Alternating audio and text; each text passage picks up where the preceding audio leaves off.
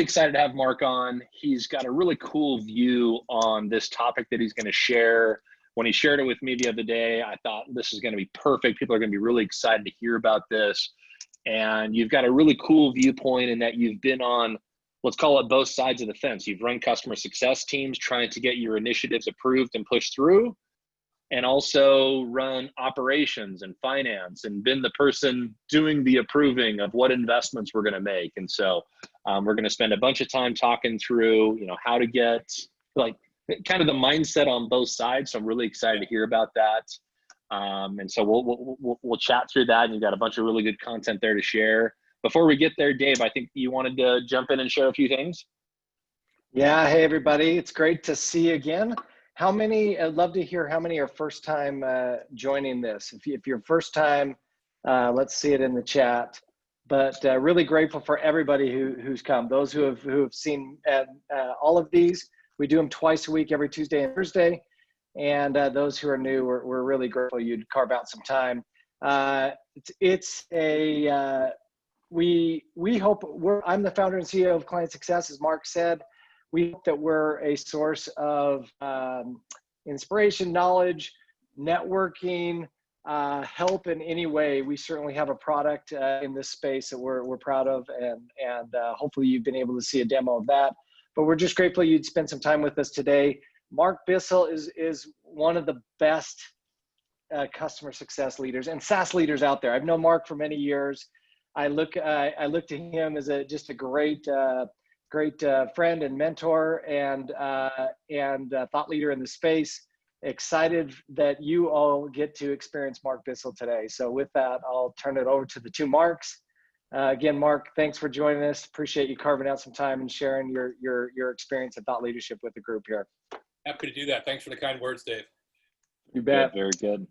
Well, cool. Just before we jump into share things, Dave mentioned we do have we want to give those of you who, especially this is your first time, a brief intro into ClientSuccess, who we are, what we do, a little bit of our story.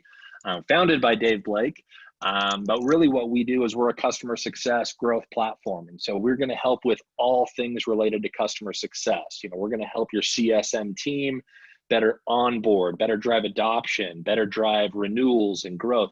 Anything that's related to that customer experience, we're going to give your entire customer success team all the tools, apps, best practices, training that they need to drive success, as well as give insights and actions and accountability and collaboration with the rest of the entire organization. We talk a lot about driving this culture of customer success, and it starts with a software, but it's a lot about driving training, best practices across the entire organization. Mark's going to share a lot about how to drive that through the rest of the session. And one thing that if you didn't see a couple of weeks ago, we were really excited about every year, this group called the SIAA, I forget what it stands for, but they do the Cody Awards every year. And basically what the Cody Awards are is a group of industry judges, and as well as kind of industry advocates that go out and look at not just customer success, but all sorts of different software platforms. They were saying how they just started the Cody Awards back in 1986, and the first group that actually won a Cody Award was a little thing called Microsoft Excel. And so it still continues on today. We were pumped because we were awarded the best customer success solution in 2020. And so we've been really, excited and happy about that, and really excited and happy about the progress that we've made. If you haven't seen a demo, find us. We're at ClientSuccess.com. Feel free to shoot me a note directly, Mark at ClientSuccess, and we'd be excited and happy to show you a little bit more about what we've been up to. And just one more thing before we jump into the session. As most of you know that have been on these sessions, we've had a really cool network and group of really good industry thought leaders and folks that come in and share best practices and different insights. So if you know of anybody that you think we should be talking to, somebody that has a unique viewpoint, a unique take on something related to customer success that you think we should have on, please shoot me a note. Again, Mark at ClientSuccess.com. And I'd love to know who else we should be having on. So if you want to nominate somebody or nominate yourself, feel free to shoot me a note. But without further ado, let's jump into things with Mark, and everyone can hear us okay. And so I'm going to go ahead and pause my screen and let you take over, Mr. Bissell. Sounds good. Let's see here. I'm just going to switch over here. All right. Perfect. You see my Yep, screen looks now, Mark? good. Yeah, looks perfect. And just so everybody knows, what we'll do is, all as normal, Mark is going to be sharing his content. He's probably got, let's call it, 25, 30 minutes of slides and content to share. We have a few polls that we'll do. We don't normally do polls. We're going to do some polls this time. That'll be fun. And I'll be manning the chat pane, the Q&A. So if you have questions that come up, we'll pause periodically. We won't do like a true AMA, like pause every time, but we'll take some pauses throughout. And then we'll do a broader Q&A session toward the end. So cool, we good? Sounds good, Mark. Thank you. All right, Great. thanks. Well, I'm going to just jump right in. And the title of this presentation, I think, says a lot. What I want to do is start with our very first poll. Mark, if you want to tee it up. And that's going to be, how many of you have either thought this in the past or might be thinking it right now? I want to make an investment in CS. My CFO, my CEO, someone's blocking me. I can't get the investment that I want to get made. Please help. Who's ever experienced that thought process? On the poll, just please answer yes or no, and we'll let those tally. All right, they're tallying. I'll let them run for, what, 10, 15 more seconds. Yeah, We got a bunch of votes in there. It might have been a CEO. It might have been someone had blocked the path of getting the investment you wanted to make. So don't be limited by just that role. Cool. So I will end it there. Looks like we're about 2/3 yes, 1/3 no. All right. I'll share the results. All right. All right, 68%. there we go. Very good. So that's a good sign. That means 70% of us are in the right room. The other 30% who said no, I would argue if you stay in CS long enough, you will hit that moment where you want to get something done and you're struggling to do it. I hope it doesn't happen, but I think it might. So that my premise as to why that's happening, what we can do about it at the very core is that CS teams and individuals, practitioners in CS can do a better job of understanding finance. And as we understand finance better, we'll ask for things in different ways. We'll be more able to frame the business case in a way that gets to a yes. And by growing this financial acumen, we're actually going to help our individual careers as well. And not just our personal careers, but actually getting CS a seat at that proverbial table. We talk a lot about that, of how do we get the relevance in the business conversation? How do we get a seat with the executive team on making some of these decisions? And I would think that one of the ways that you do that is by getting more up to speed on the financial background of how things work. So today will not be a boring finance lecture, I hope. Rather, it's based on my nearly 20-year career in all areas of SaaS and a few other software things.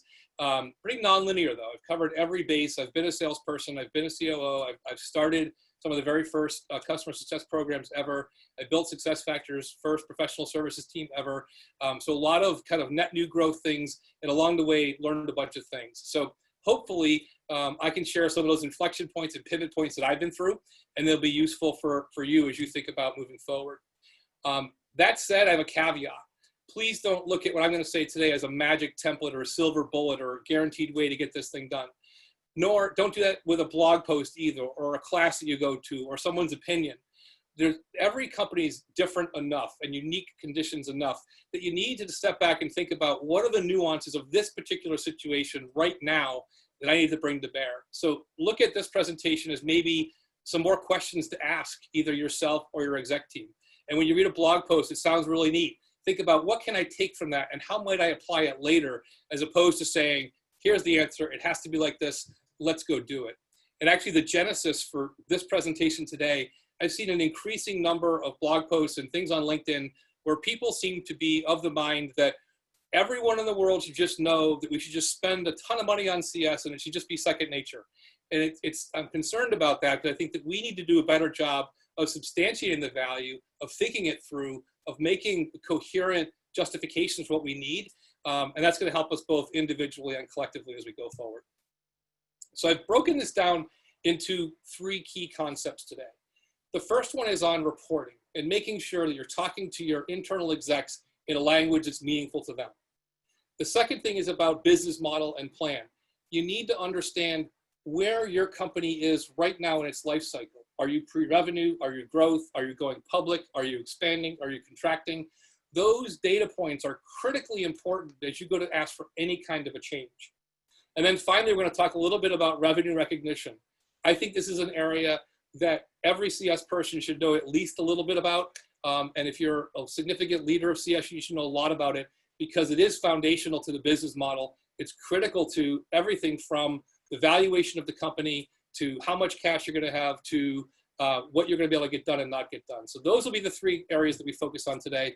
I'm going to cover some information and I'm happy to take questions. There's a Q&A thing at the bottom. Feel free to chime in there along the way, or we'll save some time at the end as well to have a live Q&A. So with that, we're going to dive right into this reporting topic. And I'm going to share with you a quote that I heard about 10 years ago. I was at SuccessFactors. We had just built about our first renewals team. Prior to this, our strategy was invoice and pray. Send the invoice and pray that they pay it. That was our strategy. So we built the renewals function. I built a team at the time called Customer Value. This is before we had the good language around customer success and all the different things there. We're kind of making it up as we went along, building some early customer success things. And we were responsible for renewals as well as value and retention. And about a year into it, we got a new president to the company. And we were feeling pretty good about what we were doing. We had improved retention. We had helped out a lot with cross-sell. We were predicting things pretty well, forecasting things pretty well. And this new president says to me, hey, Mark, I have no idea what at-bat means. And this report you keep sending me makes no sense to me. So Mark Starter, let me ask you, if you heard that from the brand new president, what would your first inclination be? I'd either think, A, he doesn't get it, or crap, I'm about to get fired. One of those two. I was somewhere in the middle, but actually I was indignant. I said, well, of course, Doug, sit down, I'll explain it to you. So I started off, hey, you know, an at-bat, so we renewing customer, and we look at their revenue, look at the dates, and I started giving him this whole explanation of the report. And he was good for about, 45 to 90 seconds. And he goes, hang on, Mark. I don't think we understand each other. I don't want to know what this report says. I want to know what the business needs. And he's like, I'm hearing good things about your team. You're getting good things done, but you're now responsible for half the revenue in this company. We're doing more with existing customers and renewals than we are with net new. And you go to the sales meetings, you see how they forecast this stuff. I have to go to the street and the board and tell them what we're going to do for revenue. You guys are controlling half the revenue. I don't understand this terminology. So I need you to translate this into more sales-like numbers and phraseology. And I wish I could tell you that I immediately had the light bulb moment, jumped right into it, fixed it, went up. But I didn't. I was frustrated. I was mad. I was feeling like, you alluded to it, Mark, he doesn't even care enough about the customer and customer operations to learn how we do this stuff or to know what's going on. And that's not at all what he was saying. It took me about 3 weeks, honestly, to get there. I realized what he's saying is, he did say, you guys are doing good work. I needed to kind of take that to heart. And I sat down with our FP&A team and our finance team, and I talked to the sales operations guys and spent a lot of time on my own team as well, and said, how could we translate what it is that we're doing here for our at-bats and our percent logo retention and our percent growth this and our lift on that, all these different things that we had that made sense to us but not to executives. How could we translate that? And what we ended up doing was coming up with a framework that was very similar to what sales would do and say, on a monthly basis, we're going to renew this for this amount of revenue. Here's the commit and here's the upside potential.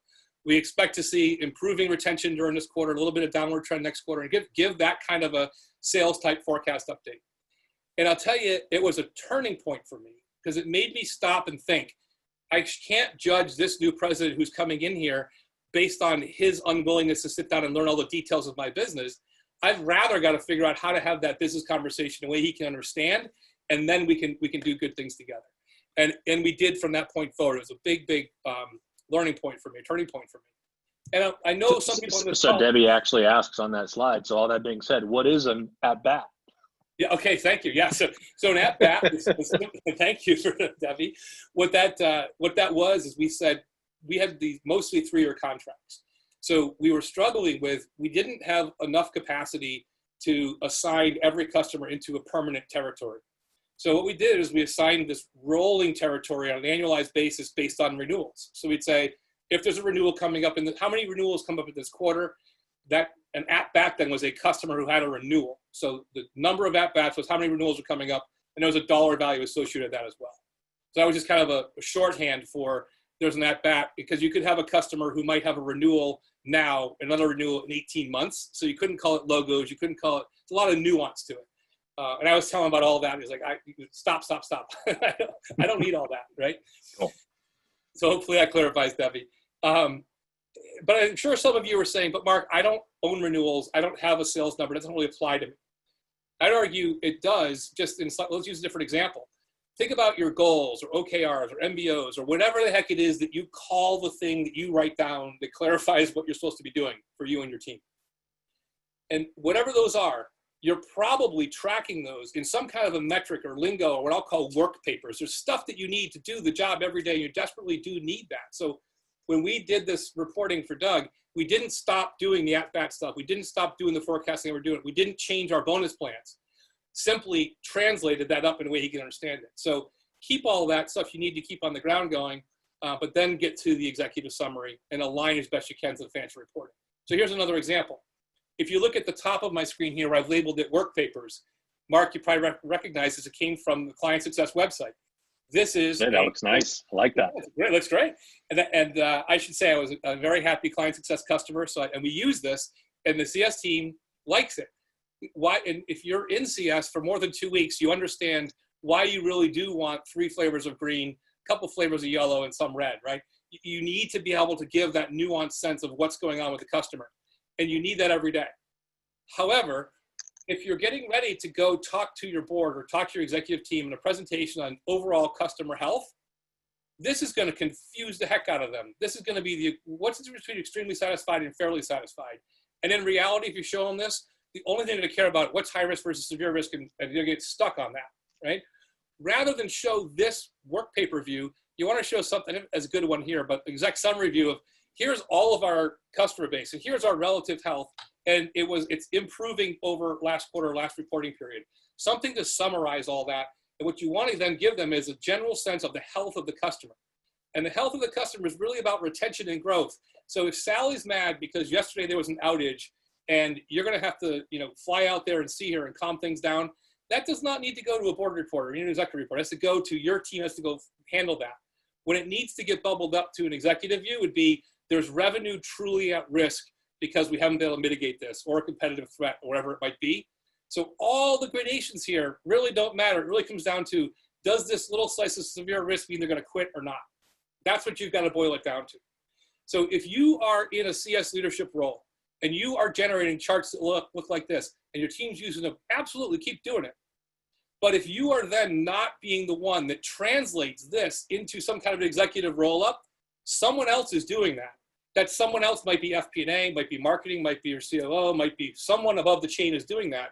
And I would submit a great way for you to get involved is to figure out who that person is and start collaborating with them to be part of that conversation of how do we translate these work papers into the strategic reporting, because that's where this value is going to be. That's where this communication is going to happen. And that's how you can also help ensure the right messages are going up.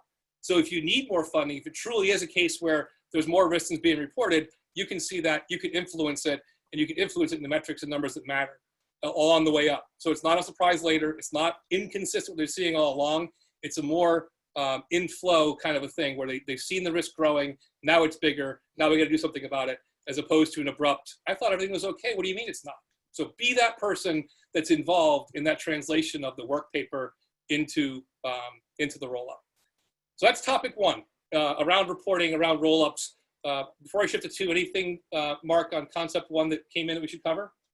Yeah, I probably the first question I see is more around like, okay, like totally get the idea of translating into reports that either a COO, CFO, like what they would share. In your case, like with Doug, like he was sharing with the street because it sounds like you were a public company at that point, but like what are maybe like the top 2 or 3, like, I don't know if it's metrics, or like, are you actually translating things into revenue? Are you translating things into growth? Are you translating things like, what are the top 2 or 3 things that you would advise people to think about in terms of like, okay, here's the format to put them in, or is it just so contextual on each individual business?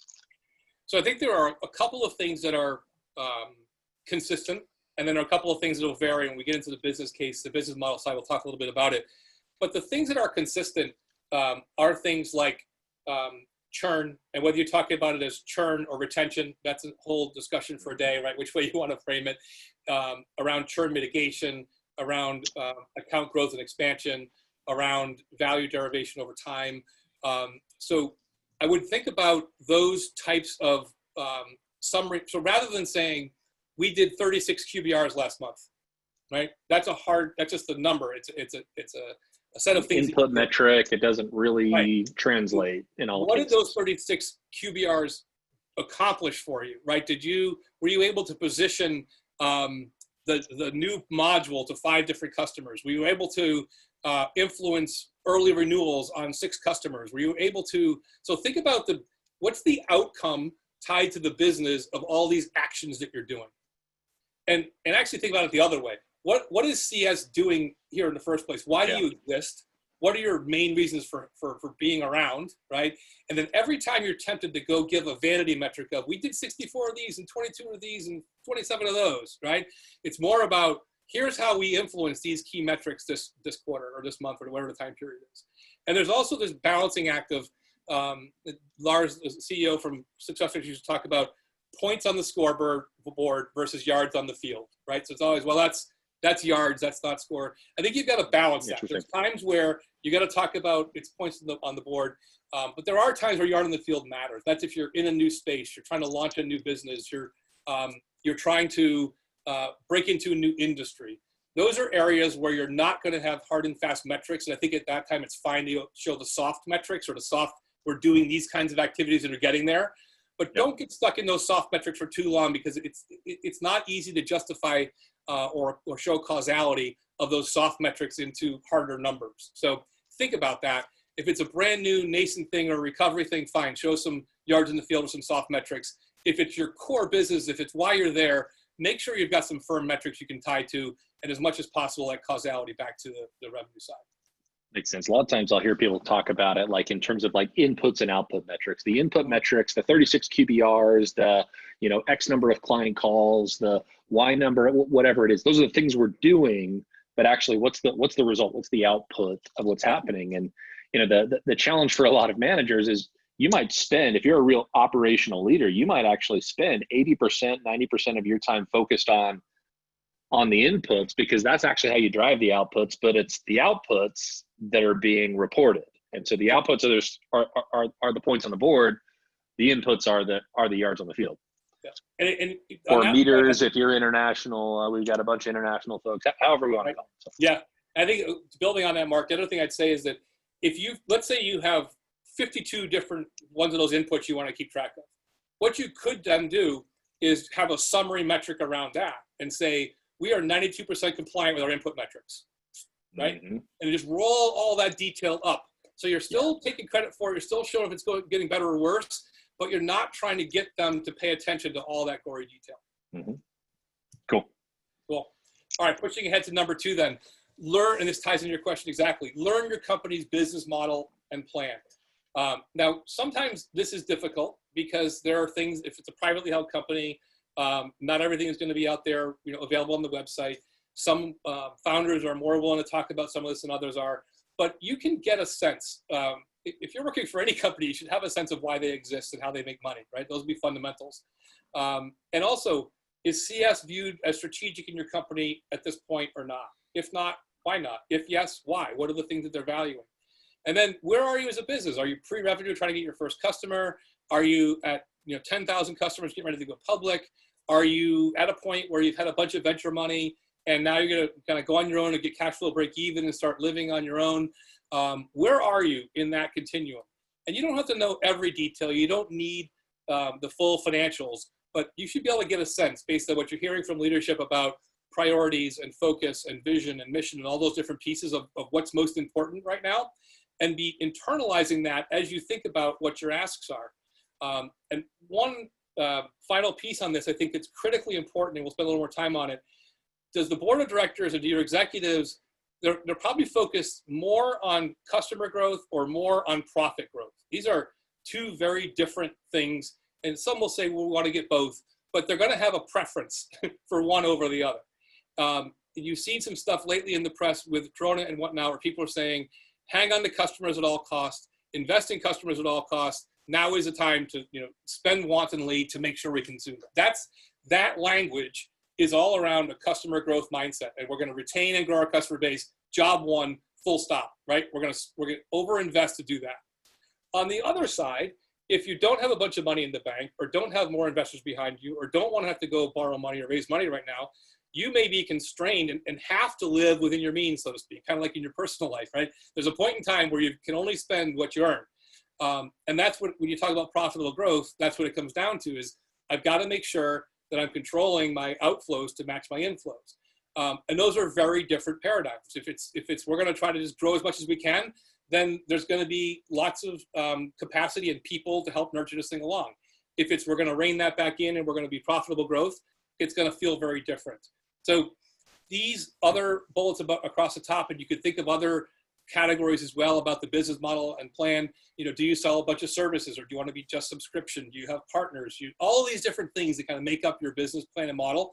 The more you can understand about that, the better you'll be at building out your team, making good use of resources, and moving the company forward in a good direction. At the same time, advancing your career and ability to be part of these strategic conversations as you go along.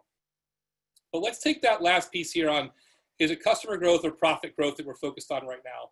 And let's look at the crux of the conversation. You need more staff, or you need to buy a tool. You want to go spend some money, right? And you are in customer growth mode. So you're about to go to the CFO and say, I want to spend some money. Is he or she going to say yes or no? So what are the things that'll be on their minds? If you're in customer growth mode, they're going to want to hear things about how this investment is going to increase logos and how it's going to influence upsell. We're going to either get more customers or get more customer money from the customers we've got. That's what they care about. So you want to be talking about things that you can do with these resources to influence that. Maybe your team goes on more sales calls. Maybe you start some additional interventions that go deeper than normal so you can retain more revenue. Maybe you make a commitment to take marketing materials and get trained up on how to soft pitch all the new products in your QBRs so you can start taking credit for some leads into sales and whatnot. But whatever the example is, you want to pre-think about how your team and this additional spend that you're doing is aligned to this idea of we are going to have more customers in 6 months than we have today, right? If you go in there and you're talking about things that aren't germane to that, where it's like we're going to have pretty playbooks and we're going to have more travel and all these different things, if those might be useful or not useful in and of themselves, but if they're not translated back to what we care about, which is customer growth and proving you're going to get there, your odds of getting to a yes are going to be lowered. So as you're thinking about then, what are your goals? Your goals are going to be on total logos managed. We're going to see an uptick in total logos managed. We're going to see MRR, monthly recurring revenue, growing. We're going to see our increasing sales influence from CS. We're going to see net retention go up. Another great finance term for anyone in CS to dig into. I won't spend much time on it today, but look that up if you don't know it. Look up net retention growth. There's some resources at the end of this deck. Go understand it. It's a really great concept and something that I think we'd all do well to know more about.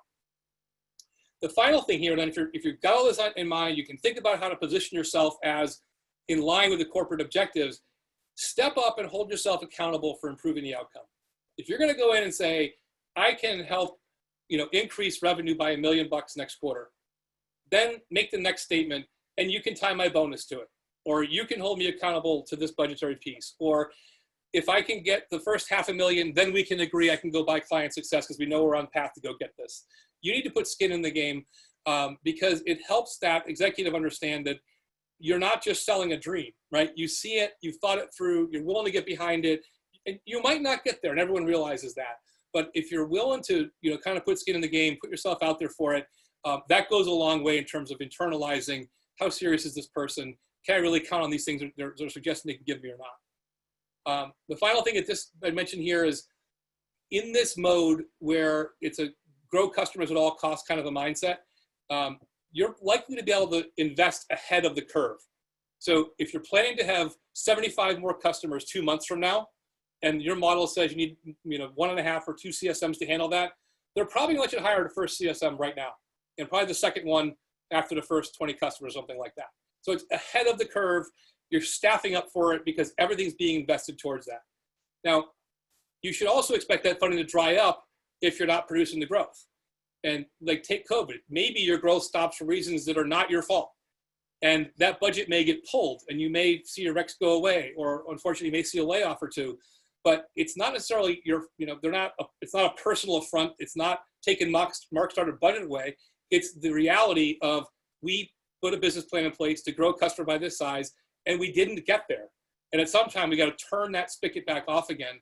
And we as business leaders have to understand that's the nature of the beast and not take that as a personal affront of my budget, my team, my toy, whatever the thing is.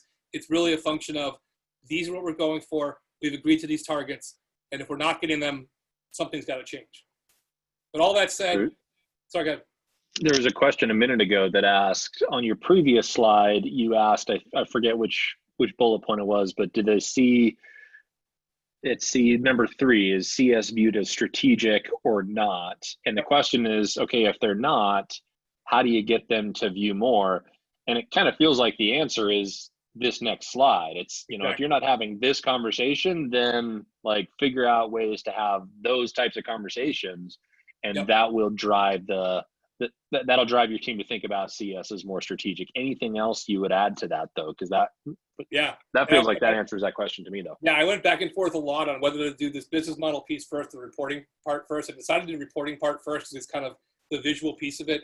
Mm-hmm. I think that's a big answer of it as well. What are you sending up the chain, right? In terms of reporting back, are you doing it in a business context, in a strategic business context, or are you telling how many QBRs you had, how many phone calls you answered, how many cases you closed, and just these vanity metrics?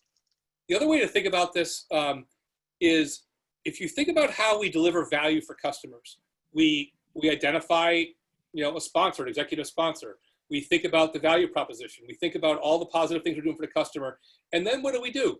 We go some way, shape, or form and tell the customer all the great things that are happening. We take credit for that. And hopefully we arm them with information they can take back to their management team to show how great their investment is in our particular product, so they'll buy more and stick with us, right? But we don't always do that with our own management team. Mm-hmm. I would argue that CS management needs to have an internal exec sponsor that they treat very much like they treat their external exec sponsors and say, hey, you're buying me, you're buying CS, here's what you're getting for it. Here's all the wonderful things that you need. Here's how it ties into the business plan. Here's why this stuff matters. And for anyone who's listening to this, well, that's above me. I don't know these things. I can't get access to information. Start by talking to your manager. Just like you would for a customer, what are the goals that you're held accountable for? How do we judge success or failure of this project, right? But the project now is our team, right? Start building there and then get up one level from there, and continue to do that. And I think the more we do of that, it can only raise the strategic value into the company and also as business leaders in the company. Yeah, one of the comments that you made earlier is kind of the proverbial customer success getting a seat at the table.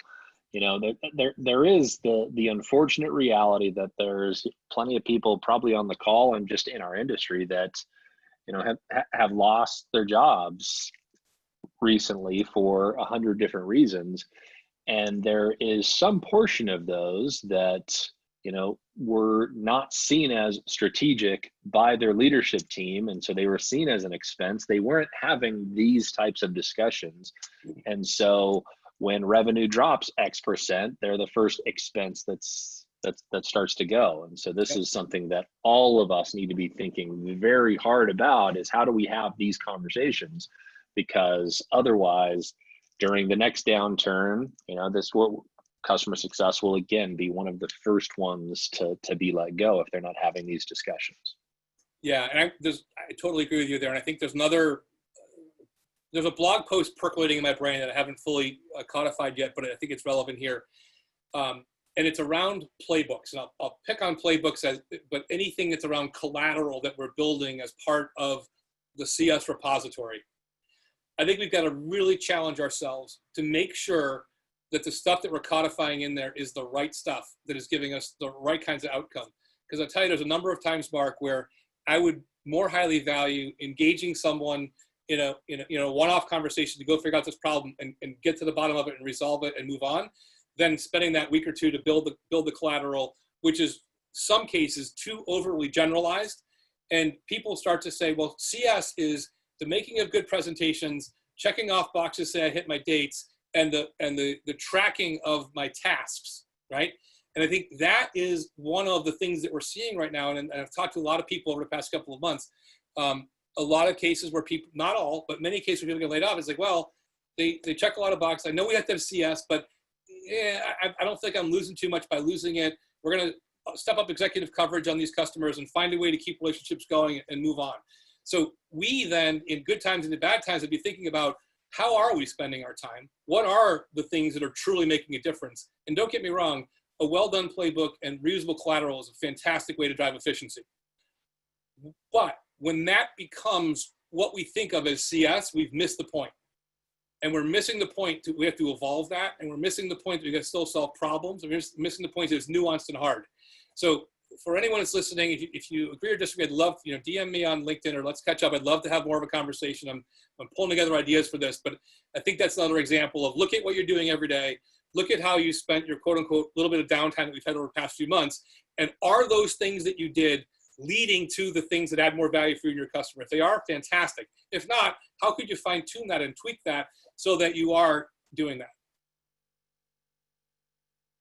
Cool. I'm going to push ahead to the second half of this one, which is the same exact scenario, but we're now in profit growth as opposed to customer growth as our focus area. And the core situation here is when we're in customer growth, you've just closed a round, let's say, and you've got millions of dollars of venture money in the bank, or you've got some money you've built up from revenue and you're going to go invest in it. When you're in this profit-based growth mode, you're trying to get to, might be called cash flow break even, or living within your means, or something along those lines, different euphemisms for it. So the shift now is when you go ask for more resources or thinking about you need more resources, there's got to be, you're going to have to forecast and report on margin contribution.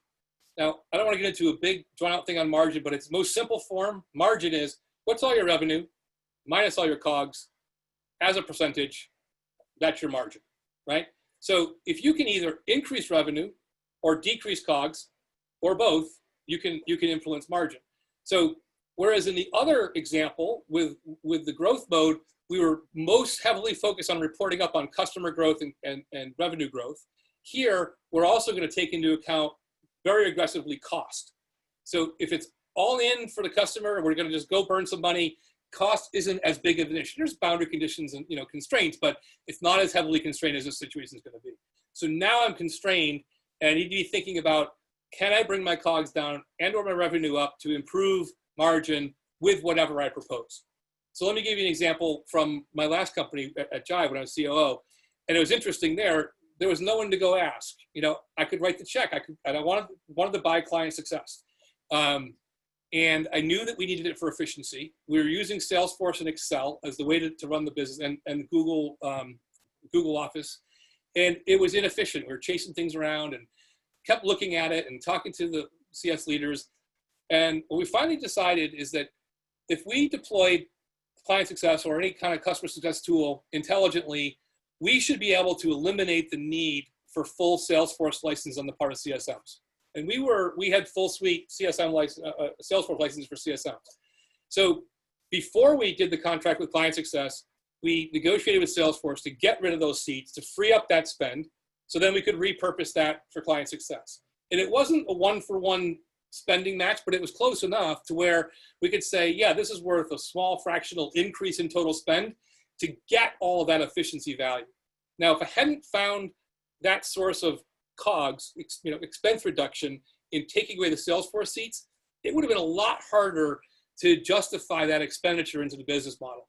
So when you're looking at, I want to go buy a new tool, or I want to go license something different, I want to expand to the premium version of this, is there something that you're not using or not using full, you can decrease your subscription somewhere else? Or on the staffing side, I think a lot of times it would do us, we do well to think of not just CS, but look at everything post-sales. So it's typically implementation support, CS, maybe consulting, depending how you built the team, right?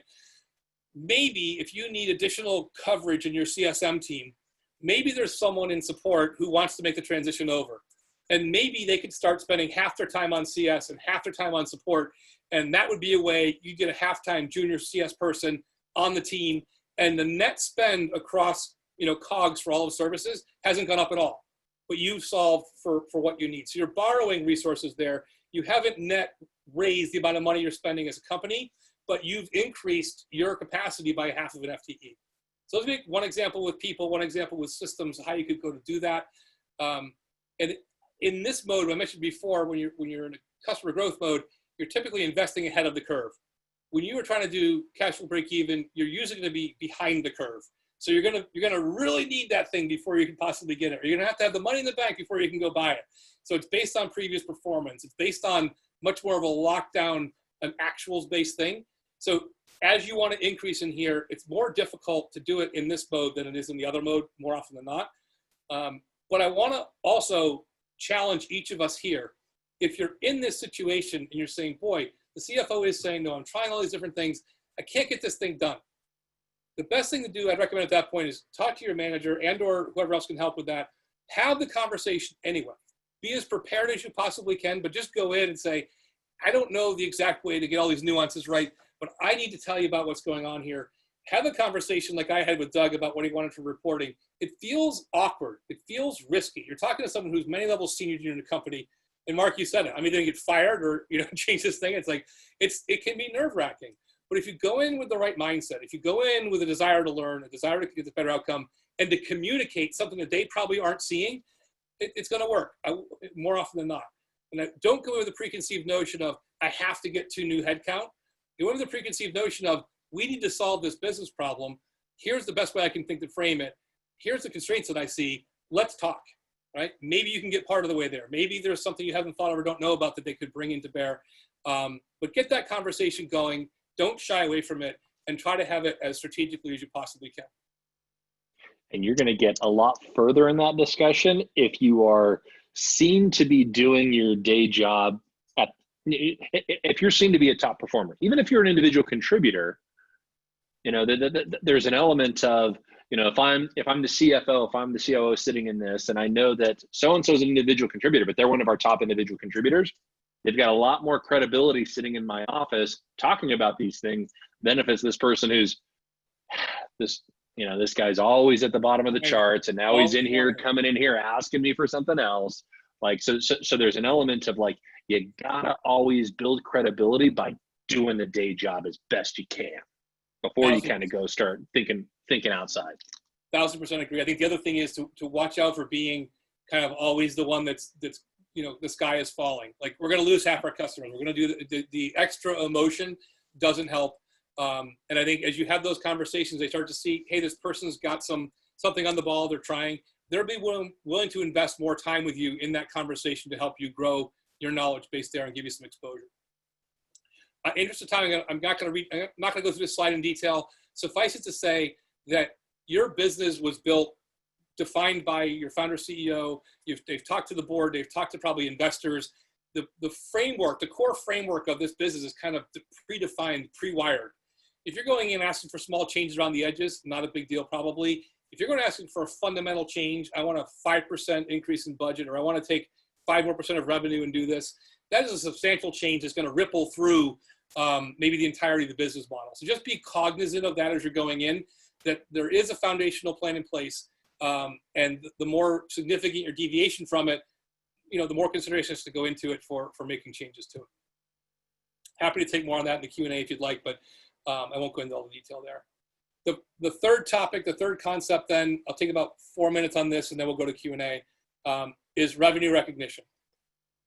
And we're going to tee up our second poll question here, Mark, if you would. So hopefully you're all still awake. Here's poll question number 2. You're in a SaaS company, sell a contract for $120,000. What is the MRR, monthly recurring revenue of that contract? 120 grand, 10 grand, or I don't know. Let's see, we'll give it, I think the last one I gave a total of 30 seconds. We'll give 30 seconds. So we'll do 10 more seconds on this one. I hope that I'm right, and I'm thinking that most people are getting it right here. All right, I'm going to end it in 5, 4, 3, 2, 1. ending now, and I'll share the results. All right.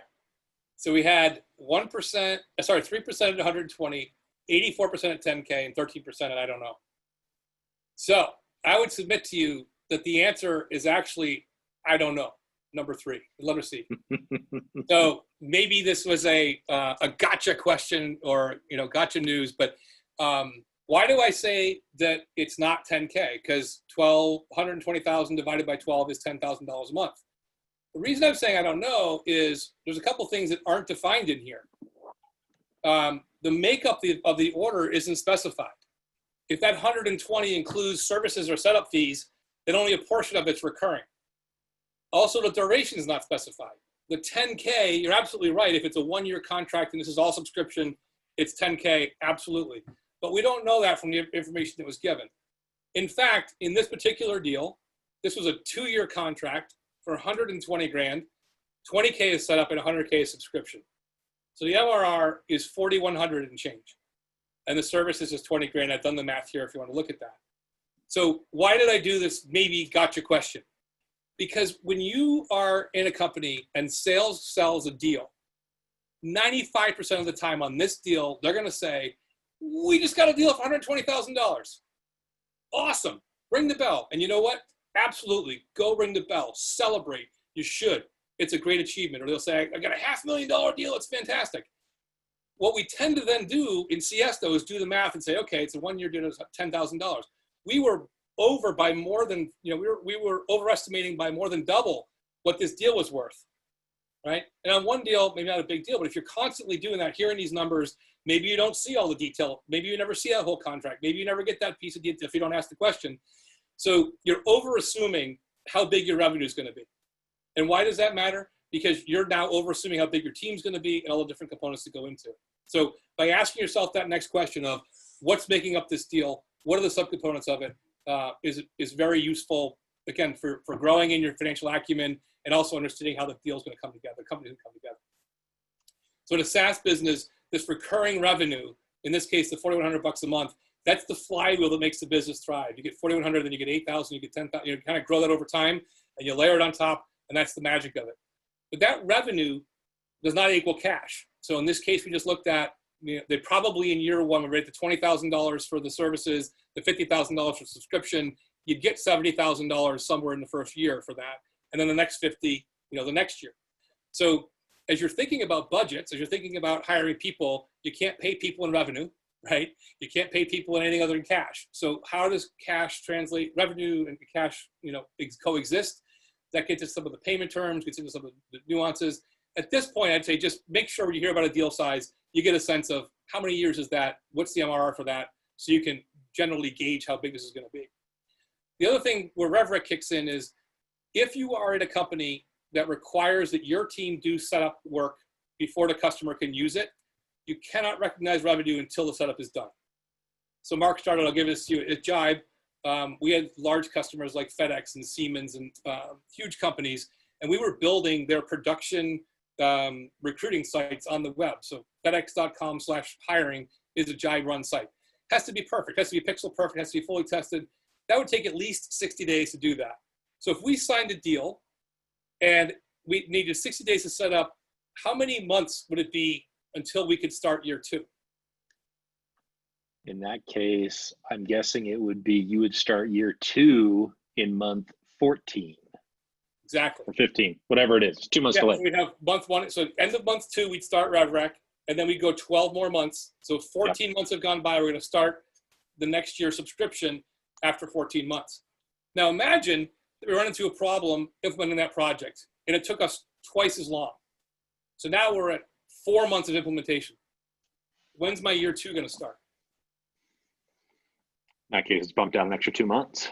If that's what's written into the contract, yeah. Yeah, so 16 months, right? And it's not even just the contract, it's gap reporting. Says you until you're delivering value, you can't, there's a whole bunch of rules, but you can't do it. So many of you are working in companies where this doesn't matter. They can self-configure, it's easy to do. You'll get your money starting, RevRec the day after the contract signed. But it's worth understanding, because if you have like what we had at Jibe, and you have to do implementation first, if implementation gets delayed by 2 additional months or takes twice as long, now the year 2 subscription isn't starting until month 16. And I've got to make that initial, in my example here, was $70,000. That $70,000 is going to carry me for the first 16 months, not 14, right? And God forbid it takes even longer. Right now it's 18 months before I can get paid for the second year. So getting that flywheel going, of getting that cash to come through, it's critically important that the deal gets done, it gets live, and revenue can start. So I'd encourage you all to go understand in your own company, how does RevRec work in your company? Is it the day the deal is signed? Is it after go live? Is it some variation on it? How do they handle services? Again, just so you can get your head around how this stuff comes together. Because in the case where I just mentioned, if we had slippage of 2, 4, 6 months for a go live, and that was a large dollar customer, well, all of the budgets are forward forecast on, say a 60-day go live. If everyone's starting to get slower and slower in implementation, my cash in year 2 is going to be slower. If my cash is slower in year 2, what's going to happen to my open recs in year 2? They're going to get pushed out. They're going to get delayed. They're going to say, less money here. So by being aware of how that's all coming together, you can start to guesstimate what's going to happen to your budget, to your team, to your, the company as a whole in terms of getting there. And then a final point on that is that, so why does, let's think about why does CS care? You're not doing implementation, not your fault, not your problem. Well, it's not your fault, but it may impact you because there may not be money to do all the things you thought you'd do next year. So that's one big thing. And also fundamental to the valuation of the business. If you're working for a SaaS company with a startup and you've got stock options or you've got an equity position in the company, you care about the valuation of that company, and revenue is what everything gets valued on. So you care as a potential investor, as an option holder, you care as an employee, and there are ways that you can assist. Many times now in the models we're seeing, CSMs are engaged on the project team before go live. So with your person sitting on those calls every week, what could they do in their role on those calls to help make sure that project gets done on time? I don't know, but think about that. They're there, what could they do? When they're filing a bug or logging an enhancement, can they find a way to articulate the product? Hey, if we did this, we could get revenue this much faster. If you start logging it that way and talking about it that way, you should get momentum on that. And if you take that conversation to an executive, you should get a ton of executive support saying, if we can get revenue 5 days earlier on $2 million worth of contracts, hallelujah. Because now those things that were problems a minute ago, all of a sudden become benefits. And my revenue goes up faster, my growth rate goes up faster, my valuation goes up faster, and the whole company does better as a result of that. And then the final piece here, if you don't understand how it works today, go find out, talk to your manager leadership team. How does RevRec work in your company? How might your team be able to influence it? What problem areas might they see that you can contribute to in a positive way? I know we covered a lot. Those are the 3 things I wanted to bring to the table today. Understand your business model, understand where the company's at in that business model, report back up in a meaningful way, identify your internal executive, and make sure you're selling to them the same way you would for your exec sponsor on the outside. And then start to understand things like RevRec and the financial model and the financial current of how your business is wired. And when you need to go to an executive for a budgetary change, they'll already have started to see you as more of an executive, as more of a leader, as more of someone who gets it. So they'll be more inclined to have that conversation with you. And if they are pushing back or discussing with you, you'll be better positioned to understand that pushback in a business context, as opposed to becoming a personal affront like it was for me the first time. With that, Mark, I'd open it up to Q&A.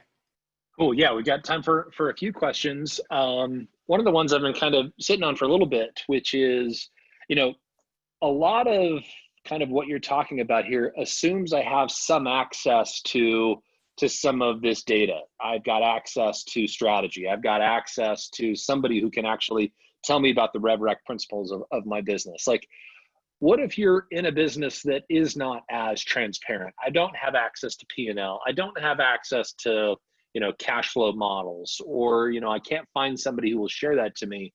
What are kind of 1 or 2 things you think I should do? Where would you start? Just kind of walk us through that a little bit. Yeah. And I think that's a great point, because a lot of times, particularly in a private company, the financials are kind of held tightly in. Get that. Couple thoughts. One is talk to your manager or your manager's manager, whatever your org structure is going to be. If your manager can't help you, I would start to go a little bit wider than that. I have found in 4 or 5 companies, the financial planning analyst, FP&A in the finance team, if you have an FP&A team, they love to talk about this stuff because no one ever asks, right? And the more you understand, the easier it is for them. So if you want to talk to them, I would say you can frame it as, hey, I'm not asking you to tell me the company's secrets or to give me inside information on like the absolute metrics here. Rather, I want to understand the model. Can you explain to me how RevRec works in our company? Leave the numbers out. Just tell me, do we have to go live before we can take revenue? Do we have, what are the gates to getting revenue? Do we take revenue for services at the end of a project, or do we take it over the life of the contract? Just say, can you spend a half an hour educating me on how our company does RevRec? I suspect the answer will be yes. You can also, at the end of this deck, there's a couple of job aids you could look at. This SaaS CFO has a ton of stuff, but here's a SaaS RevRec profit well. He was here, Patrick was here a few weeks ago. Great amount of resources he's got out there. Take a look at this, how RevRec works in SaaS, and then go ask questions based on that to say, hey, I understand there's like 3 ways we could do it. How do we do it, right? So asking from a standpoint of kind of general education to start from would be where I'd go first, and then be listening it to like all hands meetings or corporate company strategies, or you can deduce some of this, right? If you read a blog post from your CEO that says, right now, number one job is hang on to customers, you are therefore in this invest mode. It's pretty clear that that's got to be there, right? And if you're hearing internally, it's time to tighten the belt. We're gonna control our own destiny. We're gonna shift from dependence on VCs to get ready to go IPO. You're probably moving into the balance sheet and the profit side matters more. So if you can't get it explicitly by talking to folks, then start getting it implicitly by listening to these corporate communications, looking at what gets put out. And I'll also tell you, after being in several roles from management to VP to SVP to COOs, if someone comes to me with a genuine desire to learn more, I'm going to tell them, I'm going to give them something more than is commonly available. And I think if you just start those relationships, start those conversations with a desire to learn, I think it'll go a long way. Something else that I found works, and it's sometimes a difficult time to do this. It's an emotional time. Sometimes it's, when you submit a proposal and it gets rejected, rather than just getting mad and walking out of the room, like staying in there and being inquisitive. Help me understand why, not this and why something else. Like sometimes just asking the why behind, okay, I see we're making investments in X, but we're not going to make investments in Y. Kind of back to your point, help me understand the model and why that's a better investment than this and how we're seeing it. And if you can do it in an inquisitive way, that's not just, I'm mad that my thing didn't get approved this time. That's another way I found to learn a little bit more about the inner workings of the business. Right. And you're also moving it past the transactional, right? This is knowledge for the sake of understanding the business better, not to get something out of it. And if you're asking it when it's not in that conflictual time, it also changes the tenor of the ask and the answer. Cool. Well, cool. We are right up on time. This has been fantastic. We've had a bunch of folks asking to get the recording and to get the slides. We'll send all those out afterwards. I'll post them to clientsuccess.com/webinars. We'll get all that posted. Mark, really appreciate you taking the time. This has been fantastic. I think I've learned a ton. I think everybody else has learned a lot here. Any final things that you want to share? Is there a call to action that you want to give to folks? Is there just any final things you want to share?